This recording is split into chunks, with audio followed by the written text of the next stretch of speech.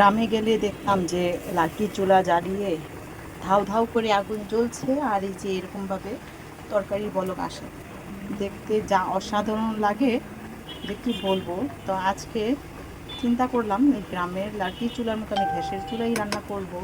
ধাউ ধাউ করে আগুন জ্বালিয়ে এই যে বেগুন আর আলু দিয়ে ইলিশ মাছ রান্না করলাম আজকে। অনেক দিন পর এরকম তরকারি রান্না করলাম, কারণ বেশিরভাগ আমার ঘরে খাওয়া হয় পেঁয়াজ দিয়ে ভুনা, মাংস ভুনা, মানে গরুর মাংস ভুনা, মুরগির মাংস ভুনা, তারপর হচ্ছে চিংড়ি মাছ ভুনা, পেঁয়াজ দিয়ে বেরেস্তা করে ইলিশ মাছ ভাজা, মানে সব পেঁয়াজের খেলামেলা, কী আর বলবো। কিন্তু গ্রামে কিন্তু এরকম তরি তরকারি দিয়ে বেশি করে ঝোল, পাতলা পাতলা ঝোল করে তরকারি রান্না করে, আহা কী যে স্বাদ লাগে রে ভাই। আর ভাতও অনেকগুলো খেয়ে ফেলি, বলতেও পারি না যে কতগুলো ভাত খেলাম, এমন কোনো আন্দাজ করেও খাই না। যাই হোক, তো আজকে চিন্তা ভাবনা করলাম যে গ্রামের মতো তরি তরকারি দিয়ে রান্না করব, একদম পাতলা পাতলা ঝোল, আর বেগুন আলু আর ইলিশ মাছ দিয়ে। তো তরকারি রান্নাটা কেমন হয়েছে, ও আরেকটা কথা বলতে তো ভুলে গিয়েছি, আমি কিন্তু মরিচ গুঁড়োটা এখানে বেশি দিয়েছি।